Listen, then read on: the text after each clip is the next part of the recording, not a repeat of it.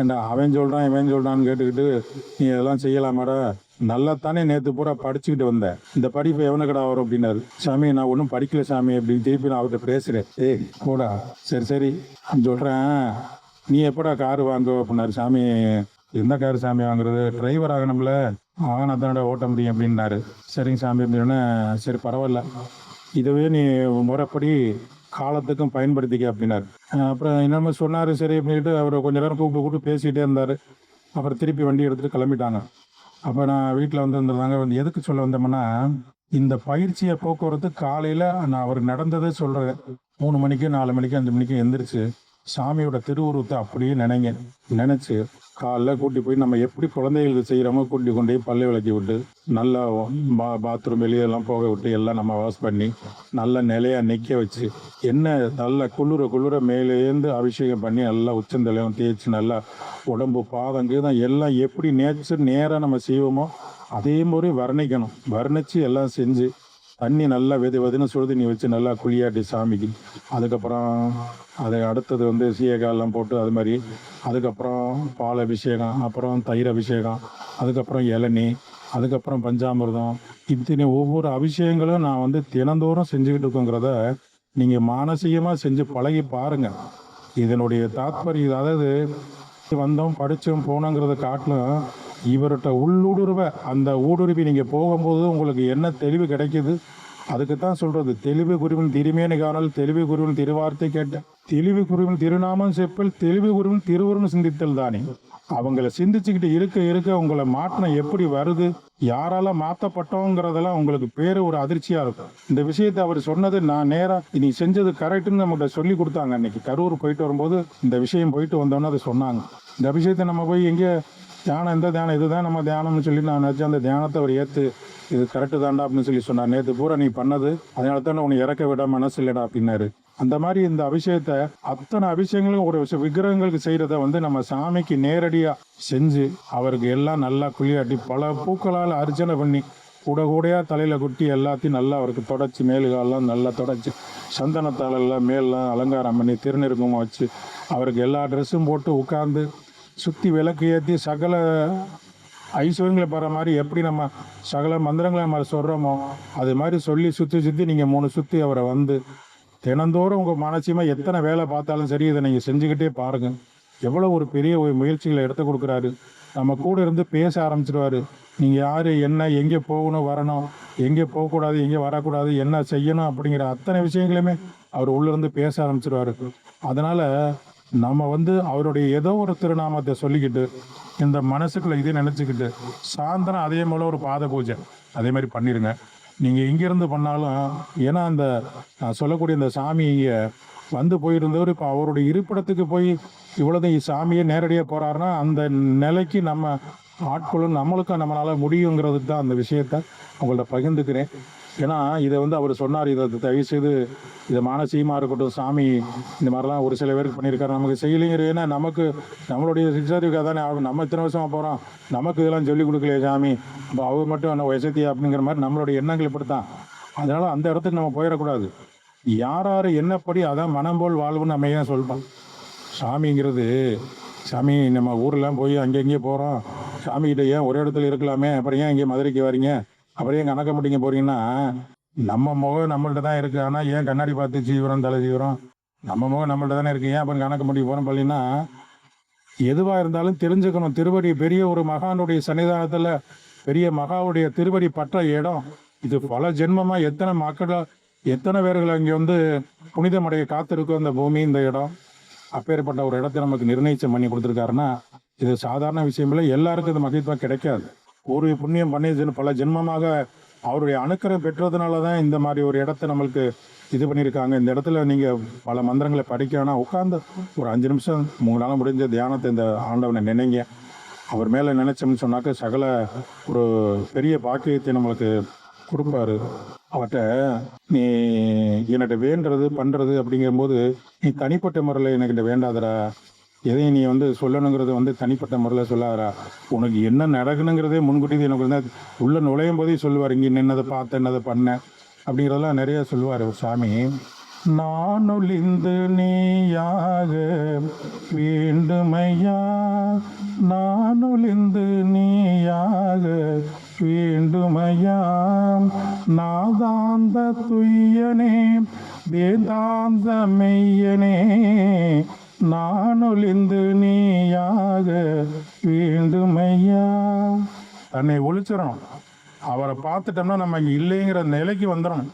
அவரை பார்த்துட்டோம்னா சகலமாக அர்ப்பணிச்சிருச்சு பண்ணிடணும்.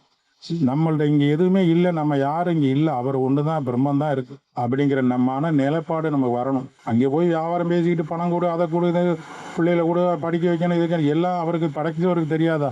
எல்லாத்தையும் படைச்ச ஆண்டவனுக்கு நமக்கு என்ன செய்யணும், என்ன பண்ணணும்னு தெரியாதா? நம்ம அதுக்காக இங்கே வரலை. ஏற்றி வச்சிருக்க கருமங்களை தொலைச்சி நம்ம இதுலேருந்து இந்த பிணிங்கிறதுலேருந்து நம்ம விலைக்கு நம்ம புனிதம் அடைஞ்சு ஒரு புனித பகவான் நமக்கு கிடைச்சிருக்காரு. சகல ஐஸ்வர்யங்களை பெற்ற பகவானே நேரடியாக இருக்கும்போது இதுக்கு மேலே விலை வைக்கிறது, விலை வைக்கத்தக்கது ஏதாவது இருக்கா? அவரோட திருவடியில் ஒட்டி விழுகிற தூசி கூட எந்த வைரமாக இருக்கட்டும், எந்த தங்கங்களாக இருக்கட்டும், பல கோடிகளாக இருக்கட்டும், அதுக்கு விலை மதிப்பு உண்டா? அப்படிப்பட்ட ஒரு பகவான் நம்மளுக்கு வந்து காட்சி கொடுத்து நம்மளை வழிநடத்தி நம்மளெல்லாம் ஆட்கொள்ளணுங்கிறதுக்காக தான் இந்த மாதிரி ஒரு இடங்களை நம்மளுக்கு அமைச்சு சகல இதுகளையும் பண்ணி கொடுத்துருக்காரு. ஆகையினாலே இன்னைக்கு இல்லை, என்றைக்குமே சரி, இது வந்து சாதாரண ஆகப்பட்டது இல்லை. பழம்பெரும் மீண்டும் மீண்டும் சொல்கிறேன். என்னால் வந்து பசங்கள்லாம் வந்து கூட்டிகிட்டு வர இங்கேருந்து நான் புதுக்கோட்டையிலேருந்து வர்றதுக்கு எனக்கு சரியான ஒரு ஒத்துழைப்பு அவங்க வேலை போல காரணமாக வாரம் வரலாம்னு ஒரு மனசில் தோணினாலும் சந்தர்ப்ப சூழ்நிலை.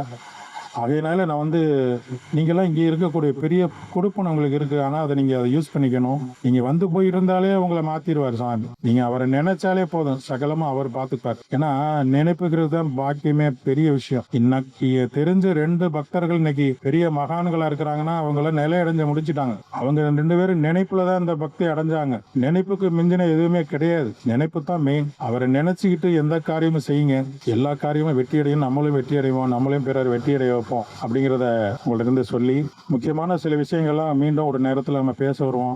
இந்த விஷயங்கள்லாம் வந்து நம்ம பேசுகிறோம் சொல்கிறோம் அப்படின்னு சொன்னாக்க இது நம்பிக்கைப்படுற மாதிரி இருக்கா, நம்பிக்கை? ஏன்னா நம்ம வந்து போகிற வேற மாதிரி இதில் தான் பேசியிருக்கும் பொழுது இதெல்லாம் கண்குருட நேரடியாக பார்த்த விஷயங்கள். சாமியோட இருந்த பழைய ஆட்கள் இடமலையில் இருந்தவர் அவர் நம்ம நாகர்கோயில் ஒரு பழுத்த பழம், அவர் ஒரே பழைய போட்டா வச்சிருப்பார். நாங்கள் ரெண்டு பேரையும் உட்காந்து கணக்கம்பட்டில் பேசி விட்டு, சாமி நீங்கள் பேசுங்கடான்னு சொல்லி ஒரு முறை ஒரு விடிய உட்காந்து அன்னைக்கு ஏதோ சிவராத்திரின்னு நினைக்கிறேன். அன்னைக்கு 2 பேரையும் பேச விட்டுட்டு அவர் சாமி எங்களை ஒரு மாதிரி பண்ணி விட்டா. அவர் கூட்டிகிட்டு போய் சொல்ல வேண்டிய விஷயங்களே இல்லை. இதெல்லாம் நம்ம எப்படி பேசணும், ஒரு பரம ரகசியங்களை பற்றி பேசுறதுன்னா இதெல்லாம் வந்து இப்படி இந்த மாதிரி சட்சங்க வரும்போது சாமியோடைய மூச்சு காற்றுகள் பட்டு தான் நம்ம வாழ்ந்துக்கிட்டு இருக்கோம். நம்ம அவருடைய பிள்ளைகள்ங்கிறதுக்கு அவரோட இருந்து பயணித்தவர்களுடைய அந்த மூச்சு காற்று தான் தொடர்ந்துகிட்டு இருக்கு. அது ஒருத்தருக்கு பட்டு அவங்களும் அந்த நிலையை அடையணும். அப்படிங்கிற போது இந்த மாதிரி சச்சங்களுக்கு வரணும். இந்த மாதிரி அவருடைய சபைகள் பாதப்பட்ட இடங்கள்ல நீங்க புனிதம் அடையணும் அப்படின்னா நீங்க எல்லாம் வரணும், போகணும். இன்னும் பிறரை சொல்லி வரவழைங்க. நம்ம வந்தோம் போனோம், ஏதோ போயிட்டு இருக்கோம், ஏதோ கதை பேசுறாங்க, ஏதோ ஒன்று சொல்றாங்க, இன்னமும் அவர் பழைய கதைகளை சொல்றாங்க, அதுகளை அப்படிங்கெல்லாம் நினைச்சிடக்கூடாது. நீங்க கரை சேர்றதுக்கு உங்களோட கையில தான் இருக்கு. ஏன்னா அவங்களுக்கு வந்து இறைவனாகப்பட்டது எத்தனை இந்த ஜென்மம்ல அடுத்த எத்தனை ஜென்மம் ஏதோ கரை சேர்றது. அதாவது இந்த ஒரு அருணகிரி விஷயங்கள் வந்து இது முக்கியமாக இதுவும் நடந்த நிகழ்வு. நம்ம ஊர் அந்த விஷயங்களை பற்றி அவர் ஒரு 8 சித்தருக்கு நம்ம ஊரில் ஒருத்தர் மகான் சமாதி அடைஞ்சிருக்கார் ஒரு ஆலிமலையில். அந்த மகான் வந்து அருணகிரியை பற்றி அவர் சொல்வார், எல்லா விஷயங்களும் அவர் பற்ற அத்தனை விஷயங்களும் கற்றுக் கொடுத்து அவருக்கு ஓம் என்ற பிரணவத்தை நாக்கில் எழுதி அவருக்கு எல்லாம் சொல்லி கொடுத்து பத்தி திருநகை அந்த பாடல்களையும் சொல்லி முதல் பாட்டு பாடி அவர் ஊர்களுக்கு எல்லாருக்கும் நீ சொல்லு அப்படின்னு சொல்லி முருகன் அனுப்பிவிடும் போது ஒரு இடத்துல ஒரு வயல்வெளியில் உட்காந்துருக்காரு. அப்போ முருகனை பற்றி எழுதிக்கிட்டு இருக்காரு. பக்கத்தில் முருகனை வந்து அருணகிரின்னு கூப்பிட்றாரு. இப்படி நிமிர்ந்து பார்த்துட்டு ஓ முருகனா அப்படின்ட்டு பழையவனையும் எழுதுறாரு. அது முருகன் என்னடா, நான் வந்து எத்தனை பேர் காவடி தூக்கி பல கிலோமீட்டர் நடந்து வரேன், அவன் என்னைய இதுன்னு இருக்கேன், அவனுக்கெல்லாம் காட்சி கொடுக்கல, நான் உனக்கிட்ட வழியக்கு வந்து அருணகிரின்னு ஒன்னே கூப்பிட்றேன், நீ நிமிர்ந்து பார்த்துட்டு ஓ முருகனா அப்படின்னு சொல்லி நீ பாட்டு எழுதியிருக்கே, என்னடா நியாயம் அப்படின்னு கேட்குறாரு. நான் உனக்கு நீ பார்க்கணும் நான் பார்க்கணுங்க இந்த பெருமை கிடையாது. நெகமும் சதையும் வேற இல்லை. நானே உன்னைய பார்த்துருக்கேன், நான் இங்கே இல்லை, நீ தான் இங்கே இருக்கிற. அதனால நம்ம 2 இருக்கிற பெருமையை பேசி ஒன்றும் இல்லை. இந்த இந்த வயல்வெளியில் எத்தனை பேர் வயலில் நாற்று நட்டு வரப்பு வெட்டிக்கிட்டு இருக்காங்க, இவங்களுக்கெல்லாம் நீ காட்சி விடு, இவங்களுக்கு நீ தரிசனம் கொடு, நானும் நீனும் பார்த்துக்கிட்டு என்ன செய்ய போகிறோம் அப்படின்னு இந்த முருகன் இந்த அருணகிரி கேட்குறாரு முருகன்ட்ட. அதுக்கு உடனே அவர் சொன்னாராம், நான் ஒன்றும் மாட்டேன்னு சொல்லலையே, நான் யாருக்கும் அந்த கொடுத்தலன்னு சொல்லலையே, நான் எப்பவும் போல எல்லாருக்கும் காட்சி கொடுத்து தான் இருக்கேன், அதை அவன் பார்த்துக்கிறேன், பார்க்காததுக்கு நான் என்னப்பா செய்கிறது அப்படின்னாராம். அப்போ நீ நான் சொல்கிற வரைக்கும் நீ போகக்கூடாது, இங்கே நெக்கில் இருக்கணும் அப்படின்னோடனே இங்கேருந்து கூப்பிட்றாரு எல்லாரும், இலையே கருப்பா குருப்பா எல்லாரையும் வா ஒடியாந்துனோடனே அவன் அங்கேருந்து எட்டி பார்த்துட்டு வெட்டி இருந்த வேலை பார்த்து இருந்தாலும் ஒடியாரான் திருத்துன்னு ஒடியாந்து அரணை சுற்றி பார்க்குறாங்க. என்ன எதுவும் பாம்பு கிடச்சிருச்சா, என்ன அது ஏன் அப்படி கத்துனேன், நாங்கள் வேலை பார்த்துட்டு இருந்தேன் கெடுத்து எங்களை கொண்டாது உன்னோட பெரும் தொல்லையாக இருக்குது, என்னைக்காவது ஒருத்தர் வந்து உட்காந்துட்டு இப்படி பண்ணுறியே அப்படின்னு இவருக்கு அருணகிரி சொல்கிறாரா, ஏப்பா பாரு பக்கத்தில் முருகன் நின்றுருக்காரு, அவரை பாரியா நான் பானங்க நான் கடவுள் நின்றுட்டு இருக்காரு, உங்களுக்கும் அனுக்கிறம் கிடைக்கும், நீங்களும் அவரை பார்த்து தரிசனம் பண்ணுங்கன்னா சுற்றி பார்க்குறாங்க, மரம் தான் தெரியுது. அரை கிறுக்க பயில சுற்றி மரம் தானே தெரியுது, நீ மேற்கொண்டு நீ தான் கிறுக்க அப்படி சுற்றிக்கிற, எங்களையும் கிறுக்க எங்கள் வேலையும் கெடுத்து வர சொல்கிறீங்க அப்படின்னோடனே அவங்கள திட்டிவிட்டு இனிமேல் இந்த பக்கமே வராதுன்னு சொல்லி அருணகிரியை திட்டிட்டு போயிட்டாங்க. அப்புறம் முருகன் பக்கத்துலேருந்து இருக்காரு, இவர் அருணகிரி பார்த்து இது உனக்கு நான் நியாயமா, இதெல்லாம் தர்மமா, அவங்க எனக்கு தெரியுதா தெரியல, ஏன் அப்படி இந்த திட்டுறாங்க அப்படின்னு சொன்னது சொன்னாராம். நான் ஒன்றும் அந்த மாதிரிலாம் நினைக்கல, நான் எப்போ போல நினைக்கிறேன், அவங்க கண்ணுக்கு நான் தெரியல, அருணகிரி போல் எல்லாரையும் மாறினாங்கன்னா அவங்களுக்கும் கண்ணுக்கு தெரியும், அந்த பக்குவத்தை அவங்க அடையலைங்கிறதுக்கு நான் என்ன செய்யுது, அவன் வேணும் அந்த பக்குவத்தை அவன் வேலையை தான் அவன் பார்க்குறான், வந்த வேலையை பார்த்துட்டு அவன் போய் இன்னும் எத்தனை ஜென்மமாக தொடருவாங்க. நான் ஒன்றும் அவங்களுக்கு மாட்டேன், நான் எப்போ போல நினைப்பு தான் இருக்கேன், உன் கண்ணுக்கு தெரியுதுன்னா நீ பக்குவம் அடைஞ்ச, பக்குவத்தில் பார்ப்பதென்றால் கஷ்டமும் இல்லை, உன்னை பற்றினோளுக்கு புரிந்து கொள்ள கஷ்டமும் இல்லைன்னு சொல்லியிருக்காங்கல்ல. அது மாதிரி காலத்தில் இந்த பாடல்கள்லாம் வந்து பக்தர்களை சம்பவனி வர பகவான் உன்னை தேடி வர பாராயங்களை பரந்தாமாம் பாடி வந்தோம் முந்தன் திருநாமம், நாங்கள் பாடி வந்தோம் முந்தன் திருநாமம், நாள் வேத பொருளும் நீ அல்லவா, இந்த 4 திசையும் முந்தன் புகழ் அல்லவா, உன்முகம் தேடி வருவோமே, நீ என் முகம் காட்டி நீ அருள்வாயே, நீ என் முகம் காட்டி நீ அருள்வாயே. சகலத்தையும் தரக்கூடிய இந்த சன்னிதானத்தில் வேறு எங்கேயுமே நம்ம எதை பற்றி நினைக்க வேண்டாம், அடிக்கடி இங்கே வந்து இவருடைய ஒரு காலத்தில் இருந்து அவ்வளோ பெரிய ஒரு விசித்திரமான சன்னிதானமாக ஆகும். ஏன்னா இது எழுதி வச்சுங்க நிச்சயமாக, ஏன்னா இதுக்கு அரும்பாடுபட்ட பகவானுக்கு கூட அருகமொழியாக வளர்த்து இது பலமுறை நாங்கள் சொல்லப்பட்டிருக்கேன். இது ஒரு புனிதமான இடம், ஒரு பாக்கி இந்த கலியுகத்தில் ஏற்பட்ட ஒரு சன்னிதானத்தை நமக்கு ஏற்படுத்தி கொடுத்து நேரடியாக நின்று அவரே வந்து எல்லா விஷயங்களும் செய்யப்பட்டிருக்கு.